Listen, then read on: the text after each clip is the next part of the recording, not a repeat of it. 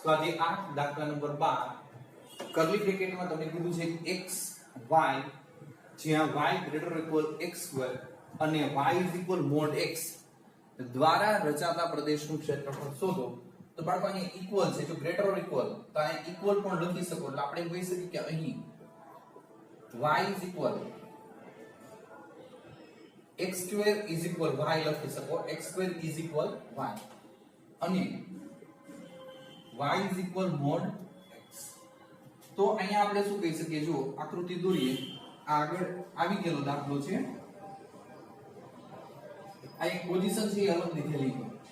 x² x અક્ષને સ્પર્શતો y ધન છે, ઉપરની સાઈડ ખુલ્યા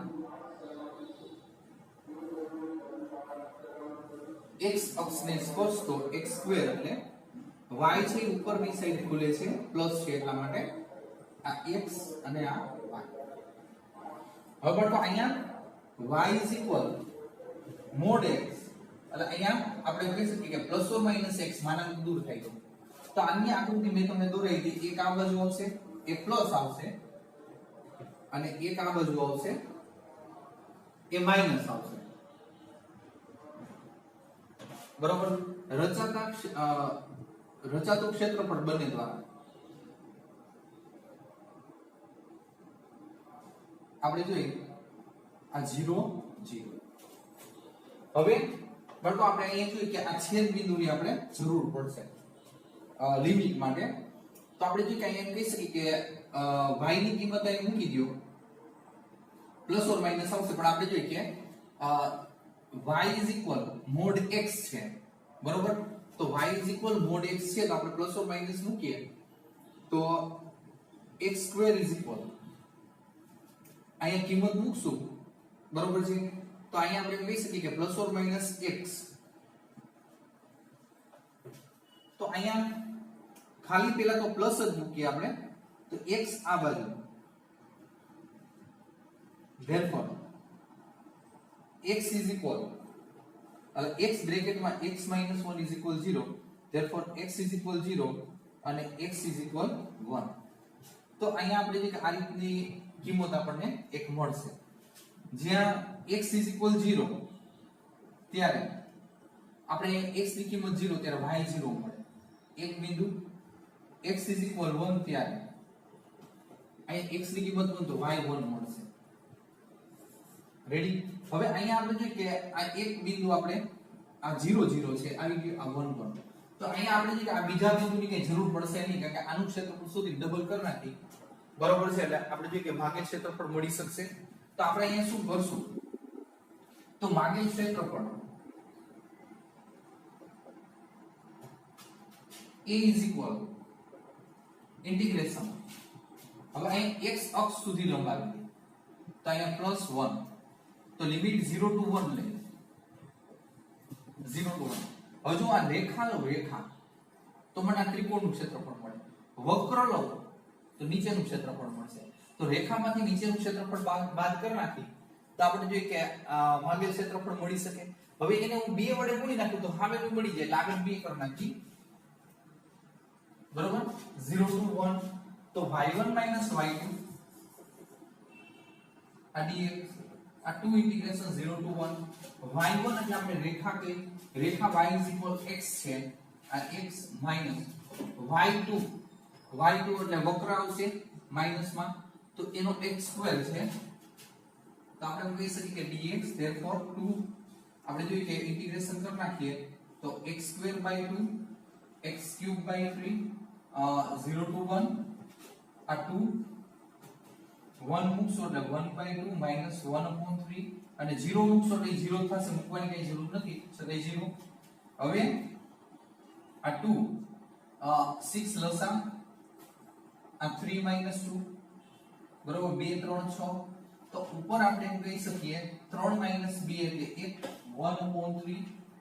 રેડી. ચોરસ એકમ.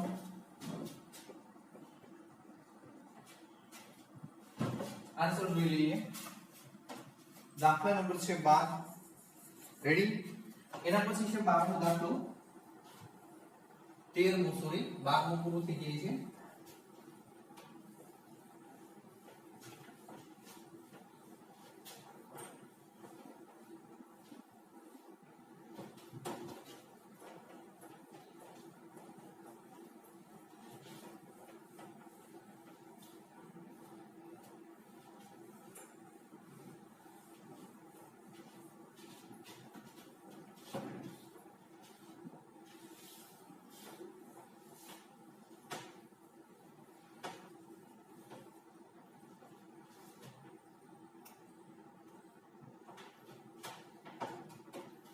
હજુ સંકલનની મદદથી શિરોબિંદુ O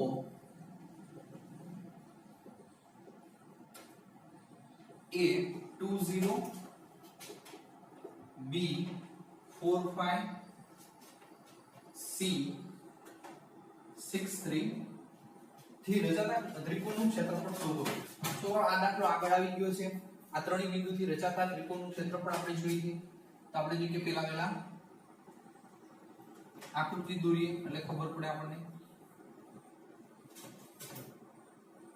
બધા પ્લસ જ છે એટલે કામ કરીએ. આ સાઈડ દોરું.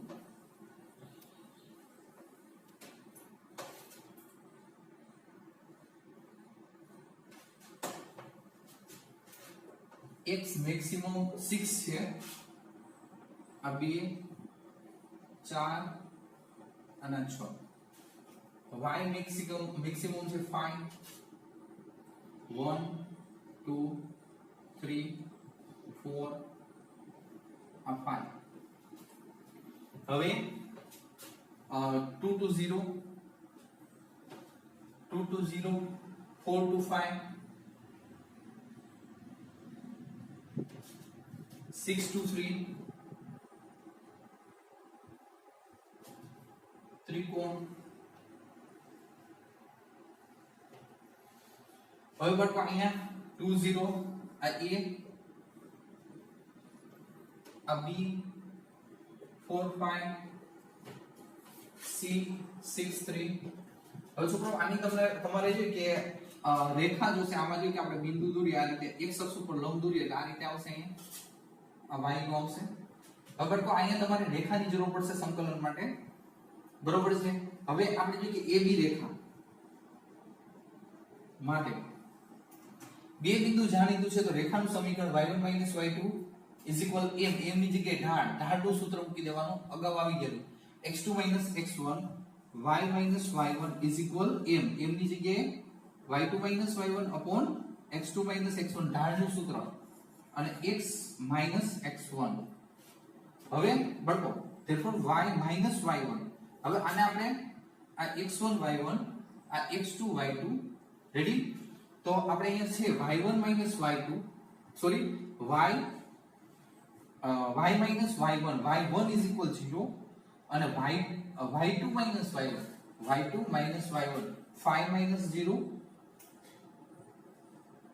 અને x2 x1 4 2 અને x x1 તો અહીંયા therefore y 5/2 અને x 2 આ m. આ આપણે જો કે ab નું સમીકરણ છે. y તમે કહી શકો 5/2 x 2. હવે એ જ રીતે આપણે bc નું સમીકરણ માટે રેખા bc માટે તો y y1 m. m ની જગ્યાએ y2 y1 upon x2 x1 અને x x1. આ ઢાળનું સૂત્ર આપણે 11th માં આવી ગયેલું છે. ડાયરેક્ટ મૂક્યું છે બે બિંદુ વચ્ચેનો ઢાળ. therefore y1. તો છોકરો આને આપણે x1 y1 કહ્યું. તો y1 3 y2 y1 5 3 એટલે 2 x2 x1 4 6 2 4 6 બરોબર. x x1 x1 6. તો અહીંયા આપણે કહી શકીએ therefore y -3 -1 અથવા તો આપણે જોઈએ કે ખાલી આપણે -1 ને -x + 6 કરવાના. આ 3 ઓલી બાજુ therefore y -x અને આપણે જોઈએ કે +9 જેવું થઈ જશે. ફરી પાછું એકવાર જોઈ લઈએ.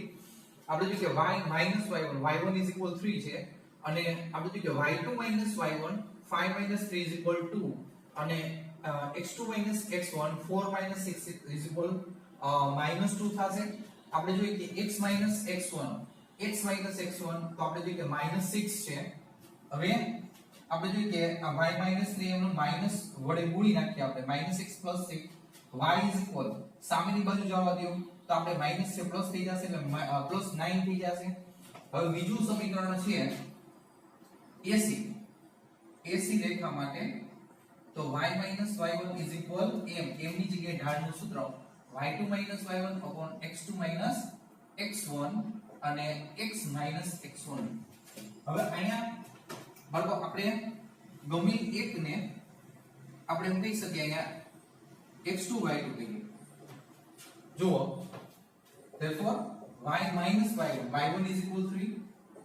હવે y2 minus y1 0 minus 3 is equal minus 3. x2 minus x1 2 minus 6 is equal minus 4. x1 is equal 6. તો આપણે એમ કહી શકીએ અહીંયા y is equal y minus 3. તો આપણે જે કે બાળકો અહીંયા તો 3 પ્લસ છે સામેની બાજુ જવા દેવા પડશે. માઈનસ માઈનસ પ્લસ થઈ જાય 3/4 into x minus 6 plus 3. Ready? તો આ રીતે તમને જો કે ત્રણ અલગ અલગ સમીકરણ મળે છે.